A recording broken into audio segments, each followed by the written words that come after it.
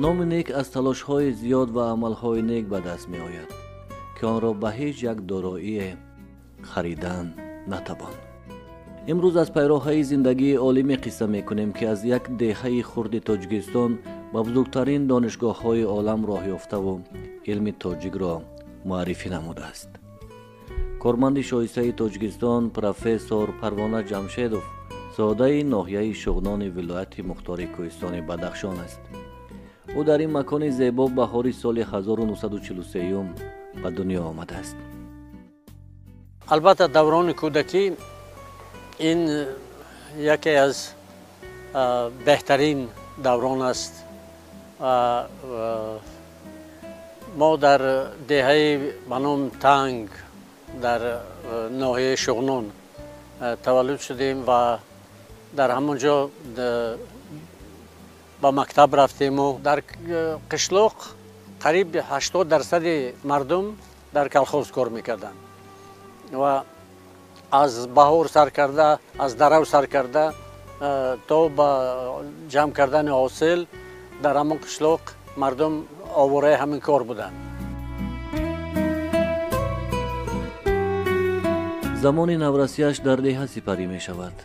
هنوز هوای فارم کوهستان و روزگار زیبای بچگی را یاد می کند. قشلاق نه اونقدر کلان بود، در حدود 50 خانواده بود در قشلاق و قشلاق خیلی زیبا بود و حال هم هست و از دو طرف هم سرشوی قشلاق و هم پایانه قشلاق یک از دره آب خیلی شفاف خنک می آمد و یعنی قشلاق از آب تامین بود و فکر میکنم که این آب با آن آورده و رساند که قشلاق یک گلزار شده بود. درخت بسیار میوه‌دار و میوه و سفیدار و این چیزا خیلی زیاد بودند در همان دوره. والدانش در کلخوز کار میکردند و روزی میافتند. سالهای نورسی او و برادرانش هم به صحرا میرفتند و برای والدانش کمک مینمودند. مکتب دههشان 5 ساله بود. به این خاطر نورسان دهه بعد سال 5 خانیش به دهه همسایه میرفتند و تحصیل میکردند. سبب نبودن مکتب 10 ساله ما از صنف 6 سر کرده به قشلاق دیگر قریب 10 کیلومتر دورتر از قشلاق به مکتب رفتیم.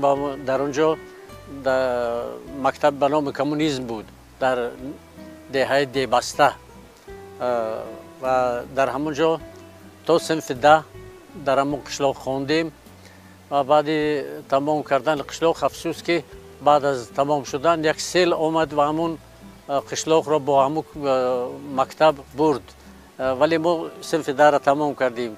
در مدت 1 سال تا همون اسناد را پیدا کردن ما در قشلاق در کلخوز کار میکردیم همراه پدرمان، چون که برای خواندن اسنادهای مکتب در کار بود که حالی نتوانستیم گرفتیم. بعد 1 سال گرفتیم و بعد برای خواندن اینجا به شهر دوشنبه آمدیم.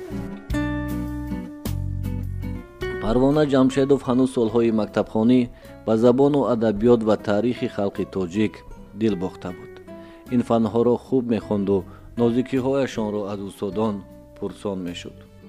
برادر کلانیم معلم بود، یک برادر دیگر هم مکتبخوان بود و بعد او را به صف ارتش سوویتی بردند و ما در همون قشلاق در کلخوز همه خانواده ما همون کارمند کلخوز بودند در همون دوره. بعدا برادر کلانیم که مکتب میانه را ختم کردند و همچون معلم، چون که معلم نبود، معلم عالی دور نبودند و التماس کردند که در مکتب درس دهد از صنف 1 تا صنف 4 و وقتی که ما خونده بودیم همون برادر کلانیم با ما درس داده بود و خیلی سخت می گرفت و اگر با درس تیار نمی شدیم خیلی سخت تنبیه می دادند. مکتب میانه که در قشلاق دیبسته می خوندم معلمان خیلی ورزیده کار می کردند. اساساً شوق ذوق خوندن ادبیات زبان بسیار شوق زیاد داشتم و معلمانی که به ما درس می دادند معلمان خیلی ورزیده بودند، معلمان متماتیکا، معلم فیزیکا. او هنوز سالهای مکتبخانه کسب خود را انتخاب نموده بود. با این خاطر بعد مکتب میانه به دانشگاه آموزگاری تاجیکستان حجت می سپارد و آنجا تحصیل می کند. خوب کردم زبان آلمانی، چون که در مکتب زبان آلمانی می خوندیم. وقتی که اینجا آمدم در اسنادا را با مدارک به دانشگاه آموزگاری سپاریدم و با زبان آلمانی سپاریدم. ولی وقتی که امتحانات تمام شدند در روی خط قبول اسم من در گروه زبان انگلیسی برآمد و اسم برادرم در روی خط آلمانی برآمد. من نزد عارف شکورویچ رکتور من بودند، یک شخص خیلی دانشمند بودند. نزد وی رفتم گفتم استاد من زبان آلمانی خوندگی، زبان انگلیسی نمیدونم، لیکن فرمان برآمدگی که من در گروه زبان انگلیسی. گفت پسرم هیچ گپ نیست، یک سمستر خون اگر توانستی ادامه میدی، اگر نتوانستی بعد شما را دیگه گروه نمیسی یعنی آلمانی به میگذرونی.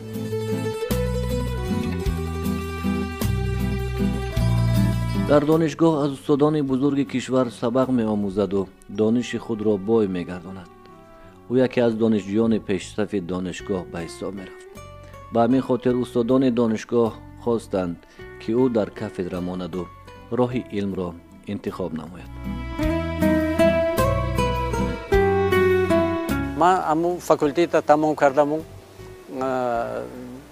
با وای استیپندیای لینی تمام کردم و بعد عارف شکورویچ دعوت کردم باز که ما شما را نمیمونیم قشلاق رفتن، شما همینجا معلم شده کار کردن گیرید. خب همینطور من در همون دانشگاه پداگوژی همچون معلم با کار در آمدم.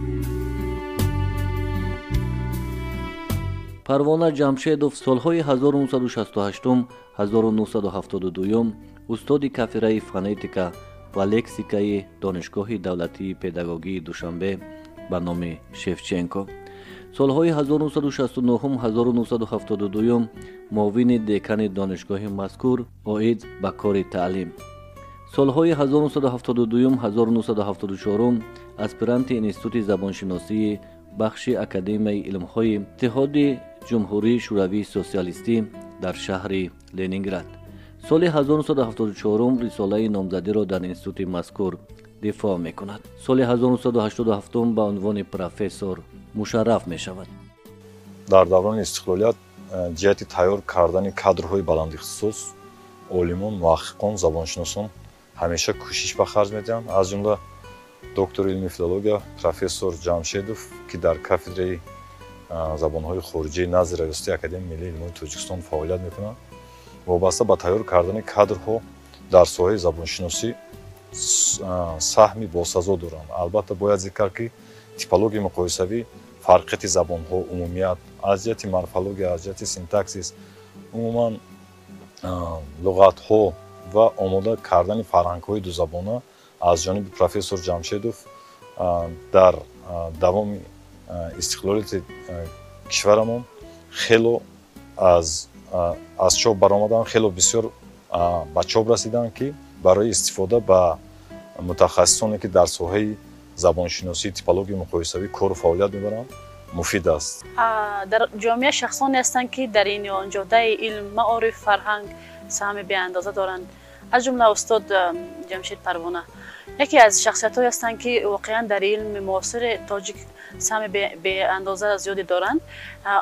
ایشان نه تنها در تکمیل و تعلیم درس زبان انگلیسی که یکی از نخستین‌ها بودند برای تدریس شاگردان و محصلان، بلکه یک نفر هستند که برای تربیت آنها، برای تعلیم و به وای رساندن دانشجویان و طالب علمان خیلی سهم باسزایی دارد.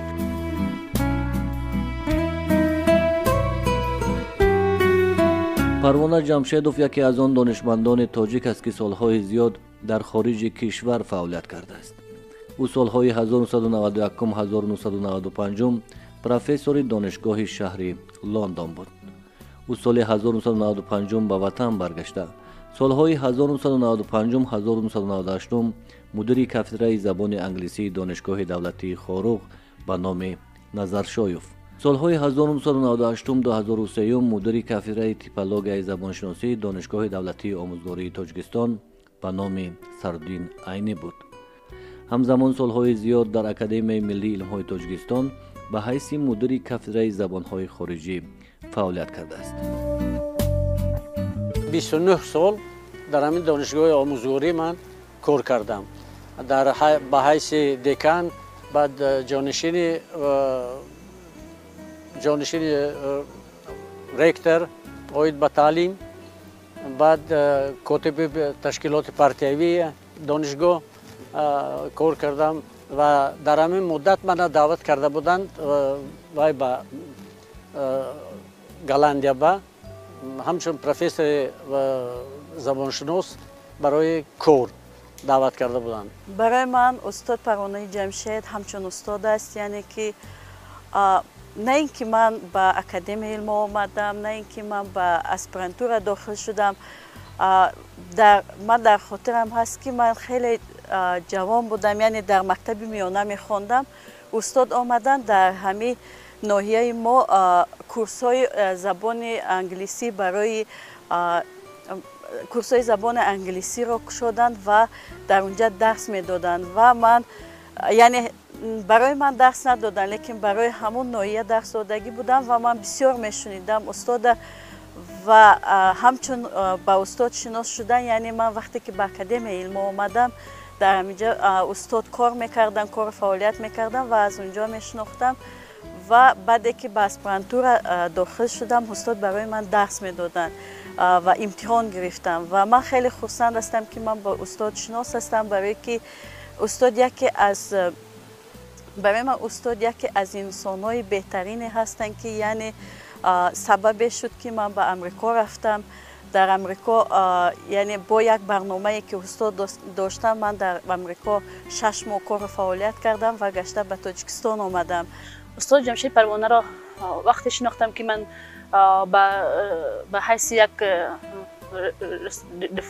دفاع کننده رساله علمی به اکادمی علم‌های تاجیکستان مراجعت کردم و در همون لحظه نفری که مرا واقعا دستگیری کردند و به خوشنودی پیشواز گرفتن و خواستن که سهم خود را در تکمیل رساله علمی خود من گذارند، استاد بودند و همیشه چون که ما پای میبریم، چون که ما نگاه میاندازیم از نگاه شاگردا، اگر نگاه اندازیم واقعا استاد برای دستگیری شاگردا در اکادمی علم ها تاجیکستان بیرون از آن در دانشگاه ها واقعا سهم بسیار ارزنده گذاشته است و تا امروز هم شاگرداش در تمام منطقه های کشور به تعلیم و تدریس به آموزش فرا گرفته شدند.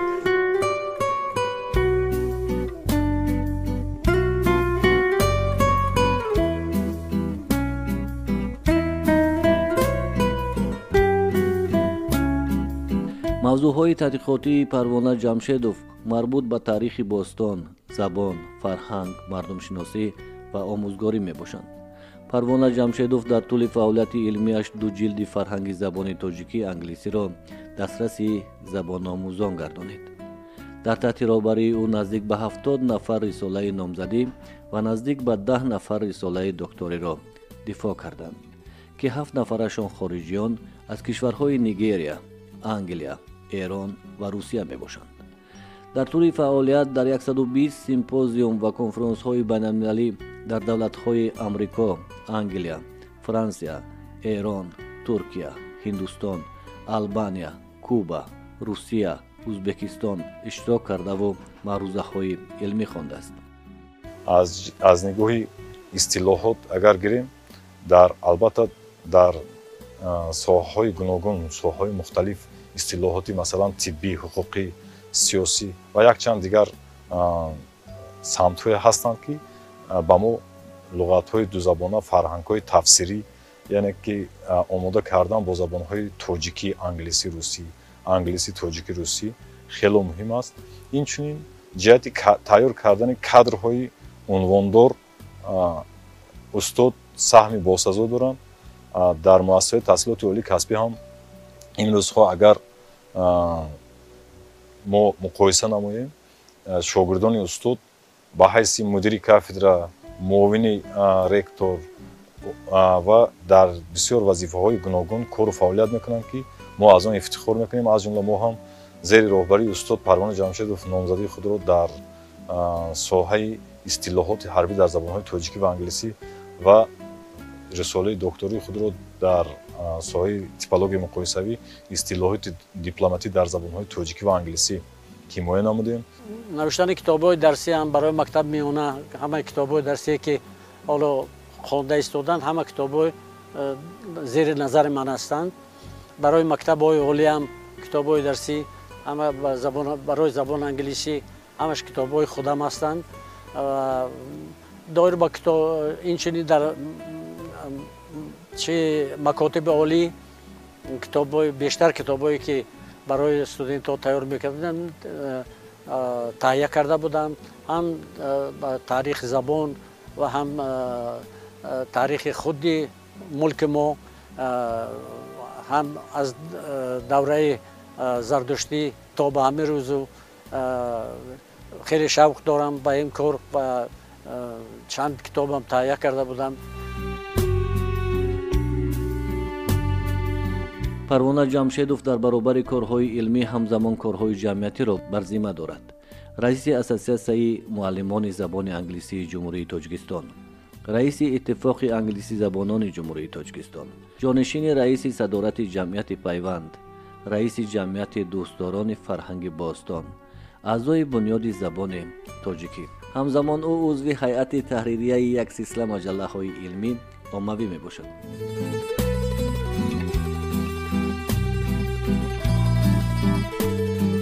паҳлӯи дигари фаъолияти Парвона Ҷамшедов тарҷумонист. ӯ китобҳои Эмомалӣ Раҳмон, Тоҷикон дар оинаи таърих, Эмомалӣ Раҳмон, Нигоҳе ба тамаддуни ориёӣ аз тоҷикӣ ба англисӣ, китоби Умарзода Ориёиҳоро дар 2 ҷилд аз тоҷикӣ ба англисӣ, китоби Бобоҷон Ғафуров Тоҷикон дар 2 ҷилд аз тоҷикӣ ба англисӣ, ҳазор ихтироати мусулмонҳо аз англисӣ ба русӣ ва Наврӯзномаи Умари Хайёмро аз тоҷикӣ ба англисӣ баргардон намудааст. мо аз он ифтихор мекунем, ки имрӯз ҳам устод барои тайёр кардани кадрҳои унвондор кӯшиш ба харҷ медиҳанд ва мусоидат менамоянд, ки ҷиҳати тайёр кардани кадрҳои баландихтисос дар кафедра устодони ҷавон омода бошанд ва чоп намудани якчанд дастурҳои методӣ аз рӯи масъалаҳои мубрами типологияи муқоисавӣ, забоншиносӣ, инчунин чоп намудани васоити таълимӣ, китобҳои дарсӣ, грамматикаи назариявӣ, грамматикаи амалӣ аз фанни забони англисӣ аз ҷониби устод бисёр фаъолона ба роҳ монда шудааст. ҳамешагӣ дар кафедра мо бо устод ҳамкории зич дорем. инчунин барои омода намудани номзадони илм ва докторони илм, барои ҳамчун муассисаи пешбар кафедра фаъолона барои навиштани тақризҳои беруна, тақризҳои дохилӣ ва барои монографияву китобҳои дарсӣ, васоити таълимӣ бо дастгирии устод корро пеш бурда истодаем ва аз ҷумла мо ҳам дар партави кору фаъолиятҳои устод вобаста ба самти забоншиносӣ барои омода кардани китобҳои дарсӣ аз рӯи фанни грамматикаи назариявии забони англисӣ, типологияи муқоисавӣ, истилоҳот дар забонҳои гуногунсохт ба нақша гирифтем. تا هنوزم شاگردای جوان میبیایند پیش استاد با من قدر مصروفیت با من قدر کارهایی که زیاده که استاد دارن باز کوشش میکنن که به جوانان مخصوصا به جوانان شاگردای جوان همون کمک بی‌غرضانه خود را دریغ نمیدارن، همیشه دستگیری میکنن، همیشه در پی آن هستند که در علم تاجیک سهم گذارند و جوانان با معرفت و دانشمند را تکمیل و تربیت دهند. من حاضر یک دو کتاب دیگر آماده کردم که با تاریخ زبان و عموما تاریخ تاجیکستان مثال امسال کتاب مری بویس و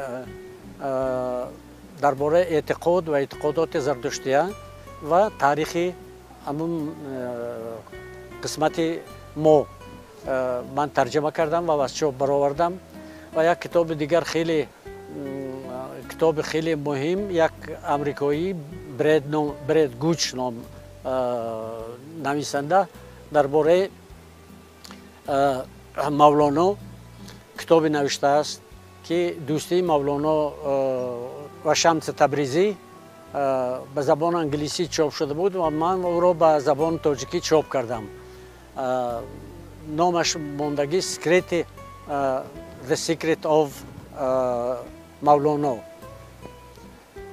اونم به چاپ رسوندم، الکی چاپ شد و دسترس خوانندگان شده است و این چنین خوب کتاب‌های ساحوی خودم تیپولوژی لینگویستیکی، تیپولوژی مقایسوی زبان تاجیکی و انگلیسی امسال از چاپ برآمد. من شاهد آن هستم که زیاده از شاگردای استاد در خود امریکا و انگلیا و بریتانیا و دیگر جا کار و فعالیت میکنند و در خود کانادا هستند شاگردای استادی که من میشناسم و یعنی این از آن شهادت میدهد که استاد یکی از انسان بهترین انسان خاکسار هستند. نه همه استاد شدن میتونند، نه همه معلم استاد شدن میتونند، لیکن استاد پروانه جمشید یکی از استادایی هستند که یعنی این را تصدیق کردند که در حقیقت استاد بهترین همه او متخصصای ساحه لینگویستیک و ساحه زبانشناسی هستند. پروانه جمشیدوف حالا هم ایجاد میکند. پهلوهای ناروشن علم زبانشناسی را تحقیق میکند و میخواهد تا شاگردانش کاری او را دوام داده باشند. او از زندگی خود، بخت و طالع و پیراهه ایجادش قناعتمند است. البته من خود را قانع حساب میکنم.